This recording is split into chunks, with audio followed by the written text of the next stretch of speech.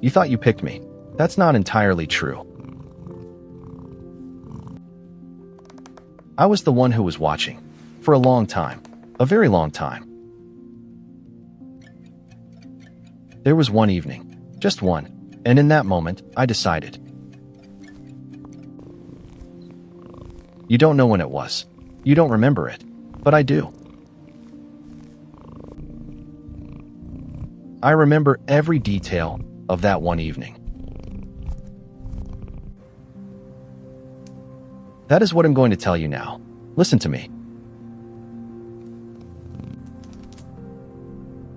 I didn't just stay with you. Not out of habit. Because you fed me, that was not a reason for me. Because your house was warm, not that either. Warmth is everywhere. It is about something you probably would never have thought possible. It is about you, and about how you are all alone. When I first came into your home, I watched you. Not just with my eyes, with everything I have. I smelled how you smell fear, how you smell grief. I heard how you sleep, whether peaceful or restless, and when. I saw how you move when you think no one is watching. You have no idea how much I learned about you in those first weeks. You were still a stranger to me. Not mine yet. Not yet. But then, on that one evening, everything changed. You sat in the semi-darkness. No light, no screen, no music. You just sat there, with yourself, all alone, very quiet. And you didn't try to fill the silence, you just let it be. That deserves a moment of pause, really. In that moment, I really saw you, for the first time. Not as someone who needs me, as someone who is enough for themselves. That is rarer than you think. That is harder than you believe. Do you know how many people cannot endure silence, not even for a minute? They immediately reach for their phone, for the TV, for anything, just not themselves. Not you. You just sat there, and that changed everything. And I decided in that moment, this human is safe. Not because you were strong, but because you were honest with yourself. Real strength smells different. It doesn't smell like control, it smells like peace. And you smelled like peace. That is the rarest thing I know. I slowly got up from my spot. You didn't notice. I came closer, one step at a time, very quietly. And then I sat down next to you. Not on your lap. Next to you. That was my first decision. The most important of my life with you.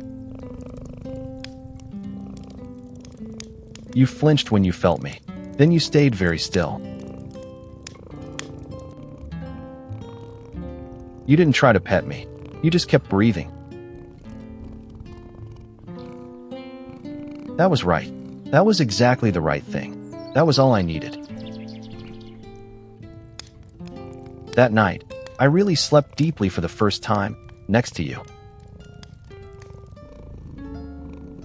Not on your bed. Not yet. That came much later.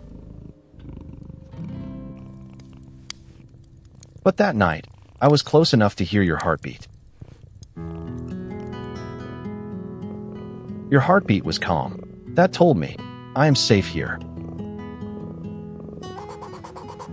Now I have to explain something to you that really occupies veterinarians. Cats do not develop attachment immediately, not on the first day, not in the first week. There is a moment, a single trigger, and then the decision is made permanently. Behavioral scientists call this delayed attachment a delayed but deep bond. Not because we are cold, but because we have to look very closely. Always. A human who wants too much too soon gets nothing from us. A human who just waits gets everything we have to give. You waited, without knowing it, without planning it, just like that.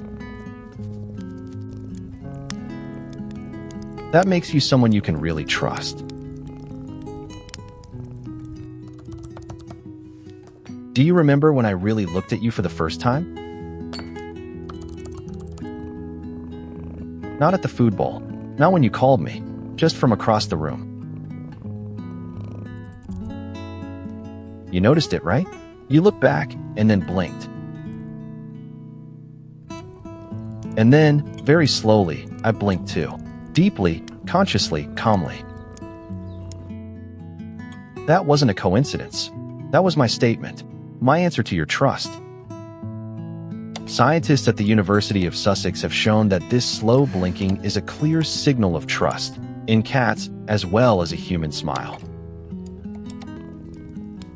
It means, I see you. I trust you. You are safe to me. So if I blink slowly at you, blink back slowly. That is our language. Silent, clear, unmistakable, and more real than 1,000 words. Have you ever done it? Or did you always think it was pure coincidence?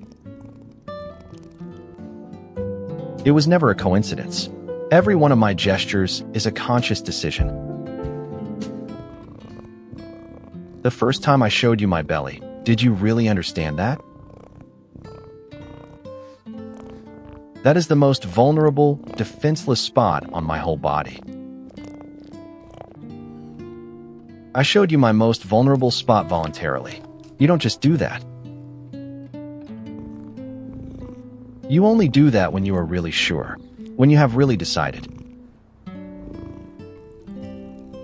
And I was sure, because until then you had never disappointed me once. Not even on the evenings when you were tired and yearned for nothing. When you were sad and just wanted to sleep, without explanation. You were always you, and that, exactly that, told me more than anything else. And then, at some point, I gave you the greatest thing of all.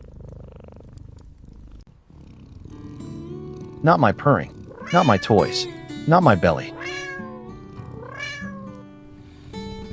I gave you my real sleep, the deep, defenseless one. The sleep where I no longer wake up when someone moves. Not with you anymore. That is the highest form of trust one know at all.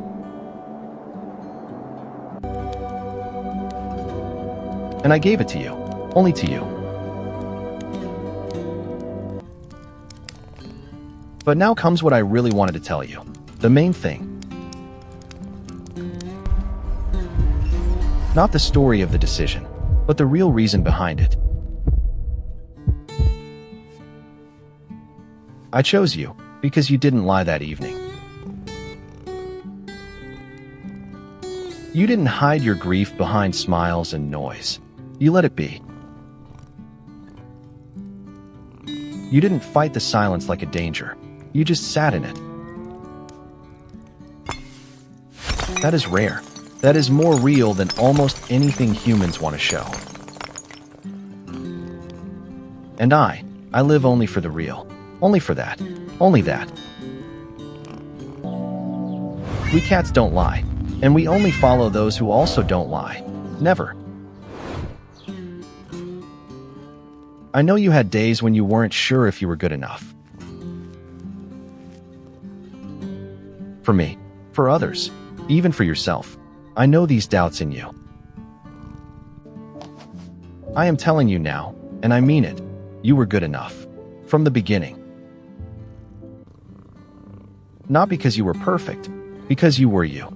That is all I ever needed. I sometimes think back to that one evening, to the semi-darkness, to the silence.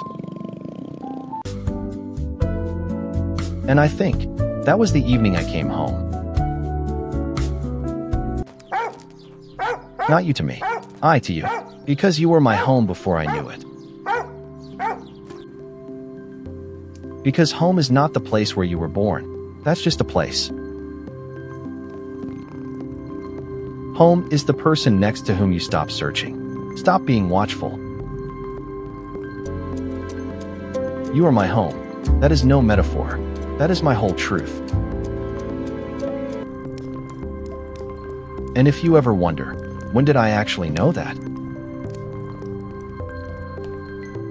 They'll tell you, on that evening, when you just sat there without a mask. And now I ask you, quite honestly, quite personally, do you remember this moment? Not the day you brought me home.